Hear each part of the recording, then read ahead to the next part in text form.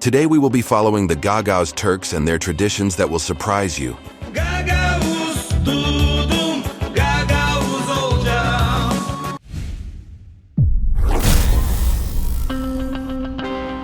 Turkic peoples live scattered in a wide geography in Eurasia. These peoples speak Turkic languages, which form a sub-branch of the Altaic language family. It is estimated that there are more than 200 million Turks in the world. According to written sources, the word Turk was mentioned in Chinese writings in the 3rd century BC. In Chinese annals, the expression Tingling was used for the word Turk. Roman historians, on the other hand, state that the word Turk was used in the 1st century BC. At that time, the people living in the Azov region were recorded under the name Turkey. The formalization of the work dates back to the 6th century.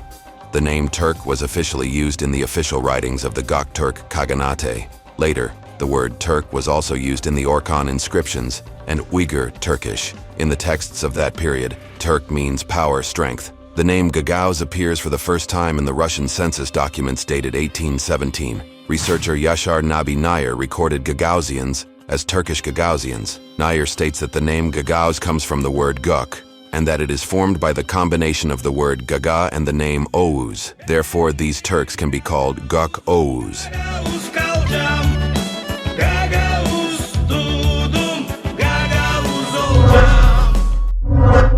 The Gagauz branches of the Turks, who are estimated to live more than 200 million in the world, live in the Republic of Moldova, northeastern Bulgaria, Ukraine, Romania, and Greece.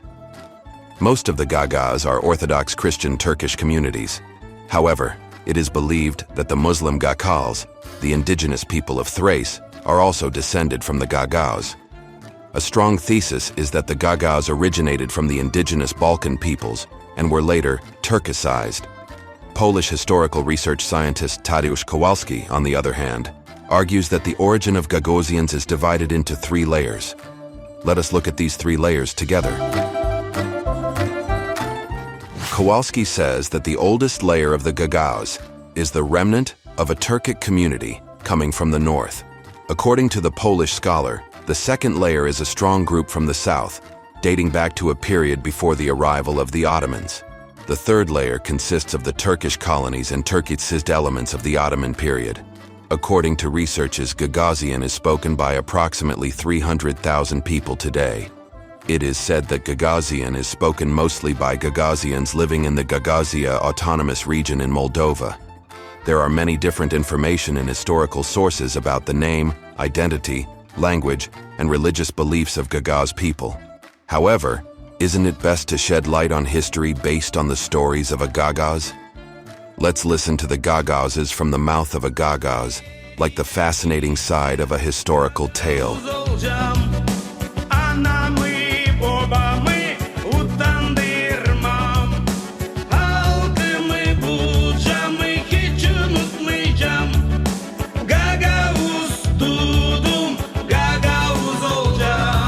Christian Turks who were concentrated in the Balkans established a state known as Uzi State in Dobruja in 1365. Uzi State was annexed to the Ottoman Empire by Yildirim Bayezid in 1393. The Ottoman Empire showed sympathy to Turkish-speaking Christians. It even exempted them from taxes for a while. Gagauzians, who lived intertwined with Muslim Turks under Ottoman rule for a long time, were caught between Bulgarian, Greek, and Russian churches after the Ottoman rule in the Balkans was shaken. In this restless environment, Gagauzians started to migrate from northeast Bulgaria to the Bukak region. First, they established the villages of Sadur and Orak in 1770. Then, following the Treaty of Bucharest in 1812, the Gagauz settled in Bukak and established the villages of Dezgins, Kazayak, Baurchi, Tatar Kipchak, Balkanesh, Bishalma, Bolboka, Tashpanar in 1814, Kiryat, Yenikoy in 1818, Avdarma, Kaltai, Tomai in 1820, Satulik Haja in 1821, Bashkoy and Bulgarlika in 1830, and rapidly expanded their settlement areas.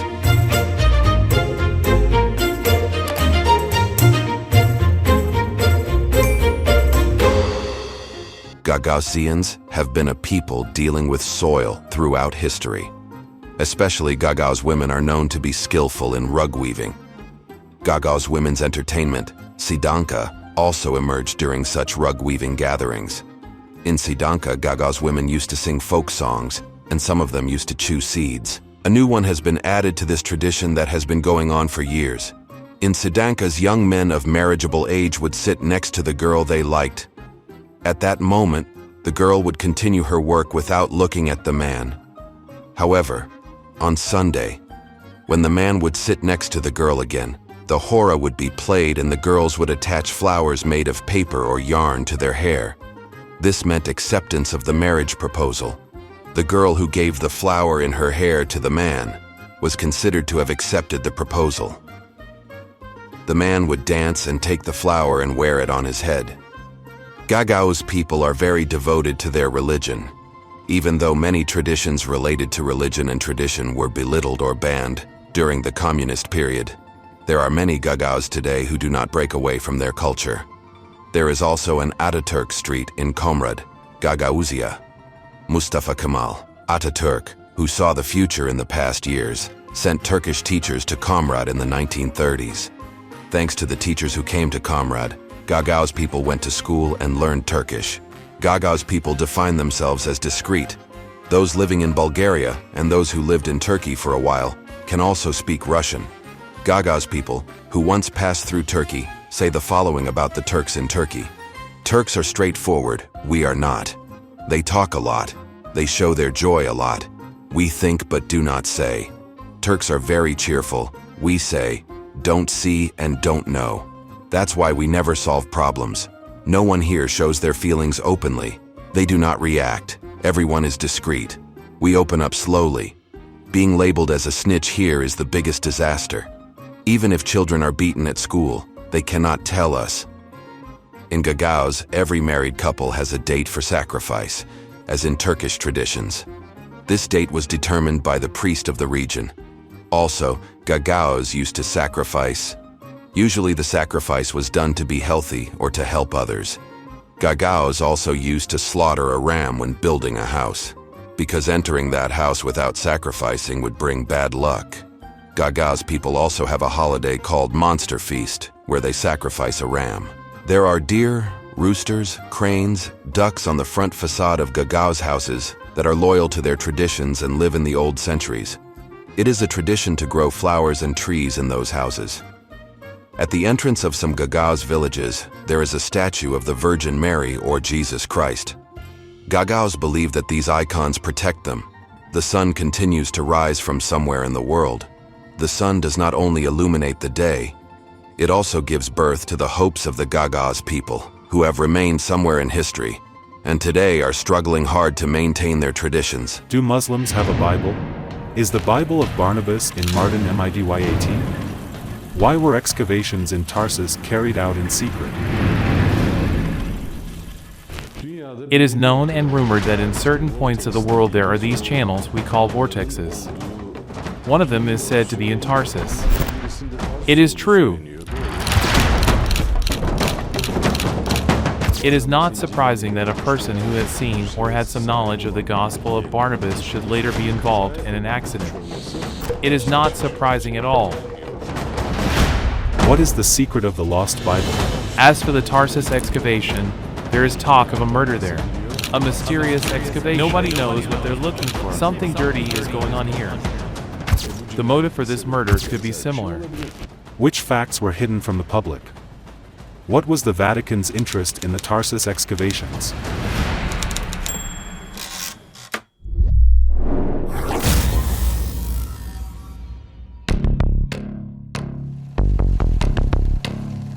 In this episode, you will watch the mysterious life of Barnabas, who had a disagreement with Paul, the Bible full of secrets he is said to have written, and many mysterious events that happened with him.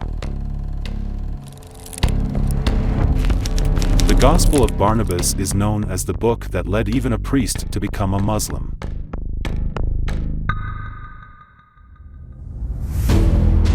The Age of the Apostles is the name traditionally given in Christian history to the period from the resurrection of Jesus in Jerusalem in 33 AD and his Great Commission to the 12 Apostles until the death of the last apostle, thought to be John, in Anatolia in 100 AD. Barnabas was a Christian saint who disagreed with Paul in the apostolic age. He was originally from Cyprus. Barnabas accompanied Paul on his first missionary journey to Cyprus and Asia Minor. He is the founder of the Church of Cyprus. It is believed that he was murdered in Cyprus. Every year on June 11th, Barnabas is commemorated as Saint Barnabas Day. The Gospel of Barnabas is, from a Muslim perspective, a generally accepted gospel by religious authorities, thought to have been written approximately in the last quarter of the 16th century. It is claimed to have been written by Barnabas, one of Jesus' disciples. Barnabas İncil'i de The Gospel of Barnabas, the approach of St. Paul, or the Gospel of St. Paul, goes against a fundamentally accepted understanding. They believe that there is only one God. They believe in and accept Jesus, the prophet of the Christian religion. But they reject the idea that Jesus is the Son of God. Hundreds of years after the discovery of the Gospel of Barnabas, its controversy has not ended. The mystery of this Bible remains unsolved. In our country, there was a mysterious excavation in Tarsus. In this excavation, St. Paul's lost Bible was allegedly searched for. Tarsus'taki gizemli kazı What was found in the mysterious excavation at Tarsus is still a subject of great suspicion and curiosity. merakla izlenen konu. In my opinion, either the notes of St. Paul, the person who developed the theory of Christianity and founded the Christian religion, or, more importantly, St. Paul's Bible, which has never been found, could have been found in Tarsus. Refik Kutluer, a researcher and author, has spent a long period of time researching the mysterious excavation in Tarsus. Is someone hiding something? Asks Refik Kutluer. Eğer böyleyse If this is the case, then the statements of the Vatican, by its most authoritative people, denying this, i.e. not accepting that St. Paul's Bible was found there and brought to the Vatican, are particularly striking. kabul etmeyen It is not known why and what prompted such a statement. neden ve neyin sebep olduğu The fact that such a high-level statement was made from there explains everything. yapılmış olması cevabını bulmuş oluyor.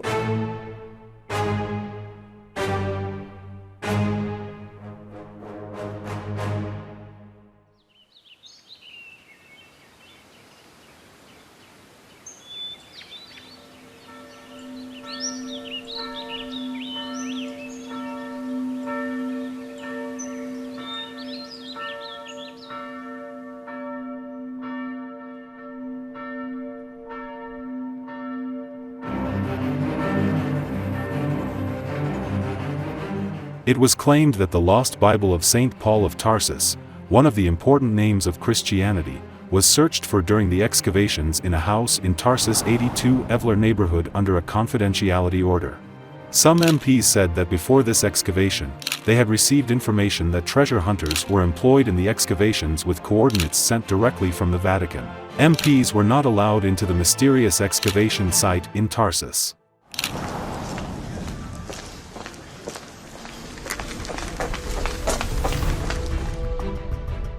Let's scan the calendar leaves backwards.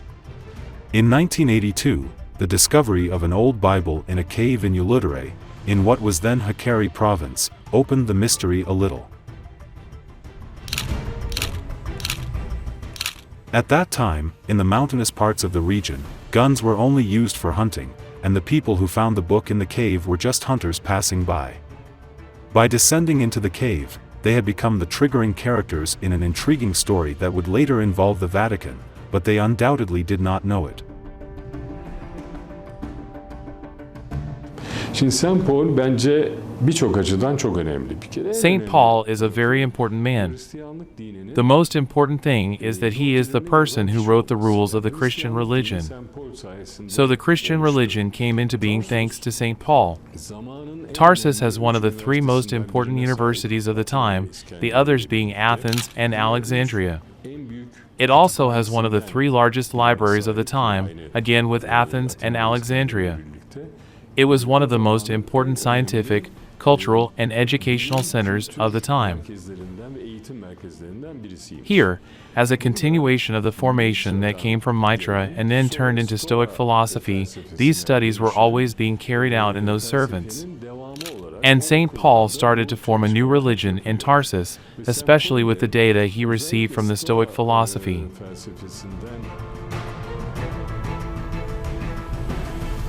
Everyone is after the famous Bible of Barnabas, and we know that Barnabas the priest came to Tarsus.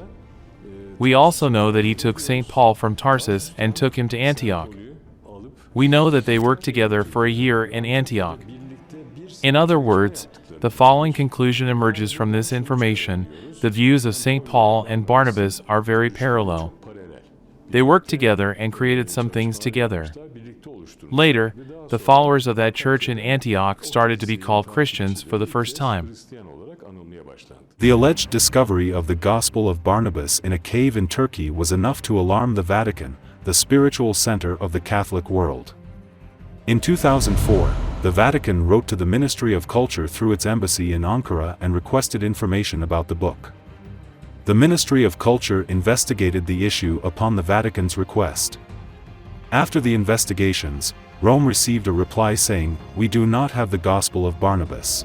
Milattan sonra 325 yılında In the year 325 AD, because there were too many Gospels in circulation and conflicting views began to emerge, especially the view of Master Arius, one of the important priests of that time, began to find many supporters, and he said, "There is only one God, Jesus Christ is his prophet, but the idea that Jesus is the Son of God is wrong." He attracted attention by saying this. And when the followers of this view began to increase, when most people began to support this idea, the issue disturbed the administrators of that time. Following these developments, the First Council of Nicaea was convened in Nicaea in 325 AD. After all the discussions and debates there, it was decided that the Gospels containing this and similar views should be destroyed, not accepted, and a new Gospel consisting of 4 Gospels should be formed. The Gospel of St. Paul is not one of these 4 Gospels. Either St. Paul was not present at the council or he too held opposing views. St. Paul could only express some of his views in his letters in the second part of the Gospels. We know that too.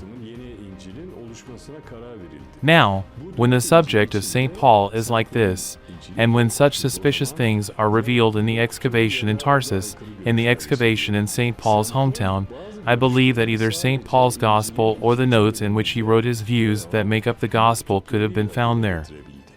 I think some evidence of this may have been found there.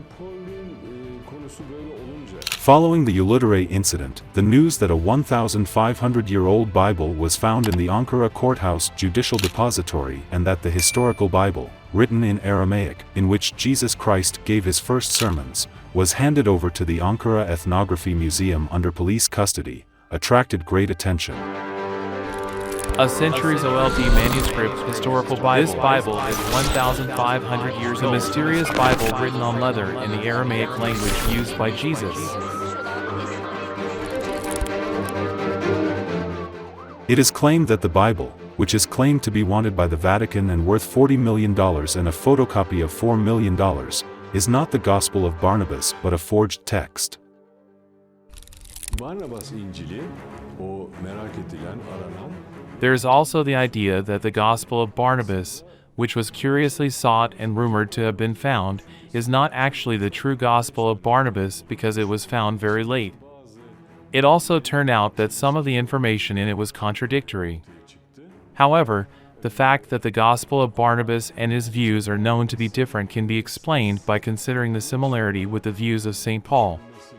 In other words, he too believed in the Christian religion, in one God, thought that Jesus was a prophet, but rejected the idea that Jesus was the Son of God.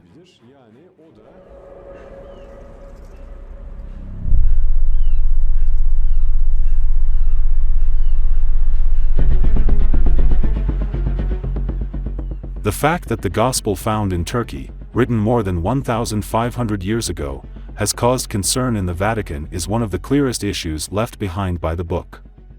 Let us tell you why this Gospel is so important for the Vatican. Şimdi tabii bu çok tartışılacak bir şey. There are also Christians and scientists who say that this is only a philosophical point of view, but it is quite normal that the Bible or notes that contain a contrary view on such a fundamental issue, whether it is St. Paul's or Barnabas, are banned and attempts are made to destroy them, because they are things that would cause a stir and shake the whole Christian faith.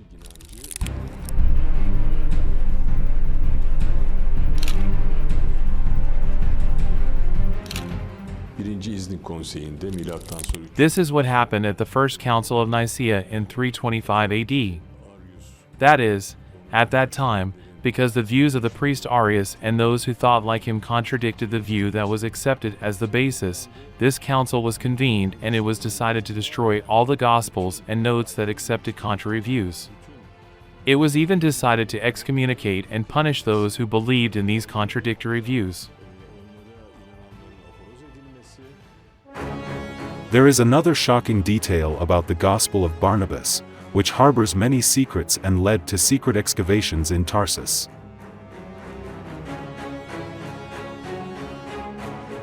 Actor and director Ahmet Yenilmez stated that Muhsin Yazicioglu showed him the photos of the Gospel of Barnabas on his cell phone 15 days before his death and said, "Do you know that everyone who saw this is dead?" One of my friends said, "Mr. President, have you seen it? He died 15 days after he said, 'We see it.'"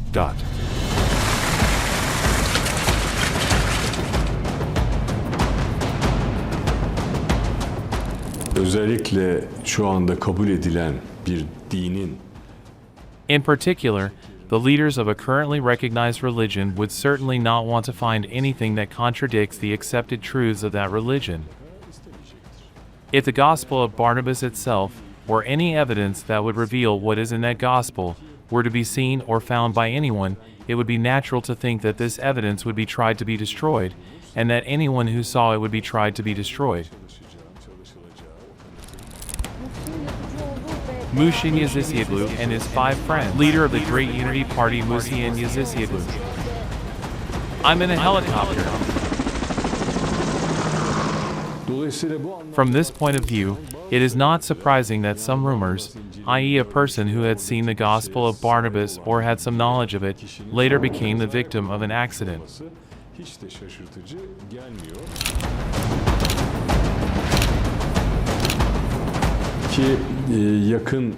There have been similar rumors in our recent history, especially about Barnabas.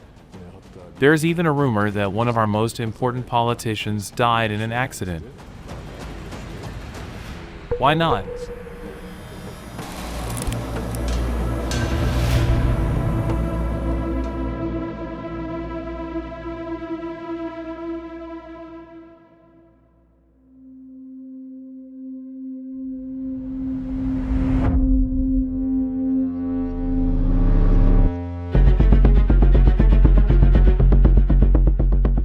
Audio recordings of 2 archaeologists involved in the mysterious excavation of the missing Bible have caused a stir.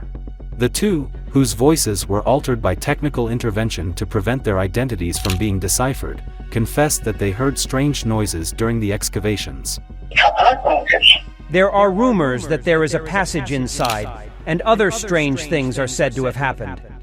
According to the information I've received, there was a situation inside that caused a very violent clattering in the later stages of the excavation. But I don't know why. You can go to different places, I mean, it's not a simple path. Secret witnesses who called researcher Haluk Ozdil told him with chilling testimony that in addition to the lost Bible, an underground city was discovered in Tarsus and that there was a mysterious passage. Is it some kind of maze? We can say yes. There is indeed a temple down there. The question is, who was it built for? Down there is the famous Library of Tarsus. There are various inscriptions, papyri and stone tablets. I don't know how old the tablets are, but they say they can be dated. When you ask what's written on the tablet, don't immediately think of the lost Bible. We are talking about the library. There is a library downstairs. It is rumored that there are 50,000 books from the famous Tarsus library. I don't know if it's true or not, I haven't seen it, but I've heard it from reliable sources. Has the lost Gospel of St. Paul been found? Do people who see the Gospel of Barnabas really die or are killed? Where is the original Gospel of Barnabas? These questions have been awaiting answers for hundreds of years. What do you think? We are waiting for your comments. See you in the next video. Goodbye.